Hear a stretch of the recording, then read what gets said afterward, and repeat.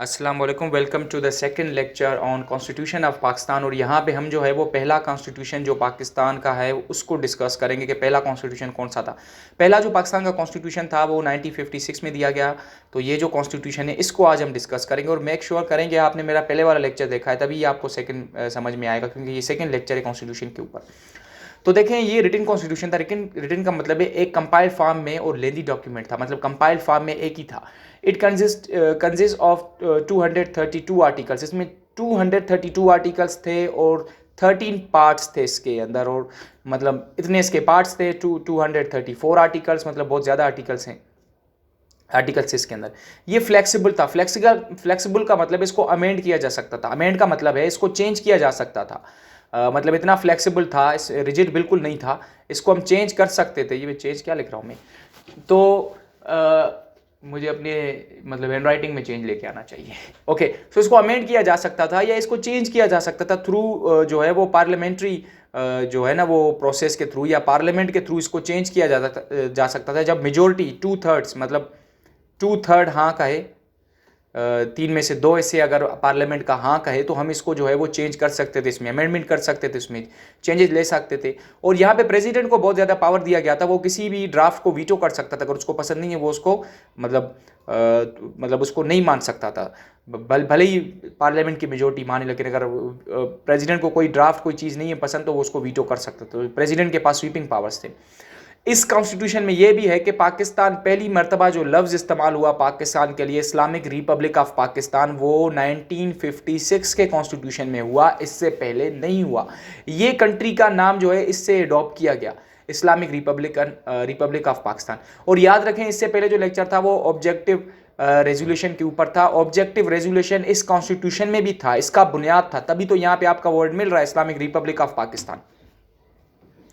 So the objective resolution was included as a basis। जो इसकी बुनियाद है वो ऑब्जेक्टिव रेजोल्यूशन थी। बेटा ये तो बेटा इसलिए मुंह में आ गया क्योंकि I teach all the day, तो वहाँ पे मुंह में आता। चलो ठीक है, सही है। यहाँ पे मतलब इसकी बुनियाद जो थी वो ऑब्जेक्टिव रेजोल्यूशन था, जो मैंने पहले इससे आपको डिस्कस करके समझाया था। आप वो वीडियो देख ले अगर आपको समझ में नहीं आई, या अगर नहीं देखा है आपने तो देख लो। फेडरल सिस्टम था। The constitution provides for a federal system, मतलब फेडरल सिस्टम हो। फेडरल सिस्टम का ये मतलब है कि जो गवर्नमेंट हो, मतलब एक यूनिट हो, फिर सॉरी यूनिट्स में डिवाइडेड हो, छोटे छोटे प्रोविंसेस हो उसमें, मतलब ऐसा सिस्टम हो जिसमें छोटे छोटे प्रोविंसेस हो। जैसे अब भी हमारे पास अगर देखें तो हमारे पास वो फेडरल सिस्टम है। पाकिस्तान में हमारे पास KPK है, सिंध है, पंजाब है, तो मतलब फेडरल सिस्टम है। बलूचिस्तान है तो फेडरल सिस्टम है। तो फेडरल सिस्टम हो इस कॉन्स्टिट्यूशन के हिसाब से, जो कि था। और मतलब यूनिकैमरल लेजिस्लेचर हो। लेजिस्लेचर मतलब जहाँ पे कानून साजी की जाती है तो वो यूनिकैमलर हो। यूनिकैमलर का मतलब है सिंगल हाउस हो उसमें। देखिए इसको इस साइड पे हम देखते हैं। देखिए यूनिकैमलर का मतलब है जो उसमें कानून साजी होगी वो सिर्फ जो भी होंगे does not divide members into separate assemblies, chambers या हाउसेस। जितने भी मेंबर्स हैं, अगर 300 मेंबर्स हैं तो 3 के 300 एक ही हाउस में होंगे, उसको डिवाइड नहीं किया जाएगा। लेकिन अभी जो प्रेजेंट हमारा 1973 वाला कॉन्स्टिट्यूशन है वो तो यूनिकैमुलर नहीं है, वो तो बाइकैमुलर है। बाइकैमुलर का मतलब है ये, जैसे इसको चलो छोड़ देते हैं, हमारा एग्जांपल नहीं है अभी, हमारा ये एग्जांपल है। हमारे पास नेशनल असेंबली है जिसको लोअर हाउस कहते हैं, उसके कुछ सीट्स हैं जो डायरेक्टली इलेक्ट होकर आते हैं। फिर हमारे पास सेनेट भी है। सेनेट जो है वो उसमें 104 सीट्स हैं जो इलेक्ट होके आते हैं ऐसे प्रोविजनल असेंबली से। तो अभी जो हमारे पास जो लेजिस्लेशन होती है, जो लेजिस्लेटिव बॉडी है हमारी, जो जहाँ पे लेजिस्लेचर है, वो यूनिकैमुलर नहीं है बट इट इज़ बाइकैमुलर। उसमें 2 हाउस हैं, नेशनल असेंबली और द सेनेट। तो लेकिन अब ये जो कॉन्स्टिट्यूशन है ये 1973 के हिसाब से चल रहा है, अभी का कॉन्स्टिट्यूशन, जिसको हमने डिस्कस नहीं किया है अभी तक। तो जो 1956 वाला जो कॉन्स्टिट्यूशन था वो यूनिकैमुलर इन नेचर में था। उसमें 300 मेंबर्स थे, मतलब 150 जो मेंबर्स थे वो ईच विंग में से, मतलब 150 मेंबर्स ईस्ट पाकिस्तान जो अभी बांग्लादेश है वहाँ से लिए गए थे, और 150 वेस्ट पाकिस्तान जो हमारा है वहाँ से लिए गए थे। तो पार्लियामेंट्री सिस्टम था इसमें, मतलब प्रेसिडेंट जो था वो हेड ऑफ द स्टेट था और प्राइम मिनिस्टर जो था वो हेड ऑफ द गवर्नमेंट था। तो मतलब पार्लियामेंट्री सिस्टम था, यहाँ पे पार्लियामेंट थी। और president required to be Muslim, president Muslim हो। ये अभी भी है, 40 ईयर्स ऑफ एज हो, मुसलमान हो। और जो प्राइम मिनिस्टर था, he was to be the leader of parliamentary group. Prime minister के भी कुछ he could choose his cabinet, तो अपनी कैबिनेट को चूज कर सकता था, इसके पास थोड़ी पावर्स थी, इसको आप थोड़ा रीड कर लेना।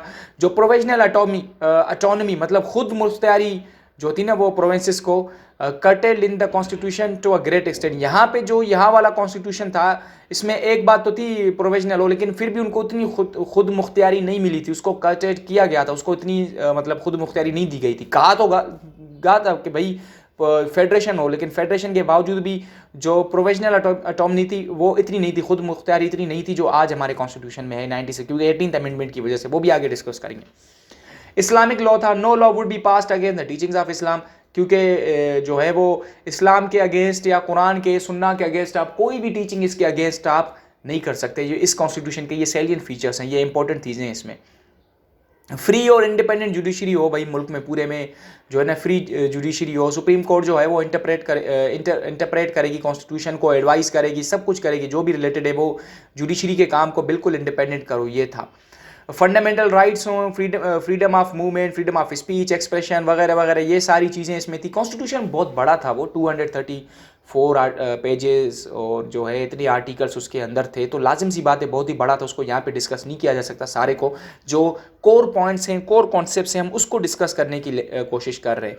लैंग्वेज जो है वो इस टाइम पहली मरतबा बंगाली और उर्दू तो था ही था पहले से, तो बंगाली जो है वो इसको भी इंक्लूड किया गया, इसको भी नेशनल लैंग्वेज किया गया, इसको भी प्रायोरिटी दी गई। और बंगाली मैं आपको बता दूं कि जो कायद-ए-आज़म थे वो कभी भी बंगाली लैंग्वेज की फेवर में नहीं थे, बल्कि वो मुंबई में सॉरी वो ढाका में गए और वहाँ पे उन्होंने कहा कि मतलब जो है ना कोई इनका कोई मतलब अपीस करने का या कोई मतलब शौक़ नहीं था बंगालियों को, तो वो नहीं चाह रहे थे होमल। लेकिन इस 1956 के कॉन्स्टिट्यूशन में फाइनली बंगाली को भी नेशनल लैंग्वेज एक्सेप्ट किया गया और इसमें भी इसको इंक्लूड किया गया। बंगाल को भी बड़ी एक मतलब 150 उसको वो भी दिए गए, सीट्स भी दिए गए उसमें।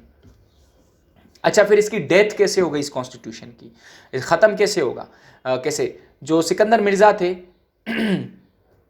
उन्होंने असल में इसको ख़त्म किया, उन्होंने एब्रोगेटेड किया या इसको जो है वो डिसमिस किया, इस कॉन्स्टिट्यूशन को छोड़ दिया, एबेंडन किया भाई इस कॉन्स्टिट्यूशन को जो है वो। फिर उसमें क्या मार्शल लॉ जो है इम्पोज करवाई किससे और अपॉइंट किया जो जनरल मोहम्मद अयूब ख़ान है, उनको चीफ मार्शल लॉ एडमिनिस्ट्रेटर उन्होंने वहाँ पे जो है वो अपॉइंट किया, और जो अजीज़ अहमद है उनको सेक्रेटरी जनरल और डिप्टी मार्शल लॉ एडमिनिस्ट्रेटर करवा दिया।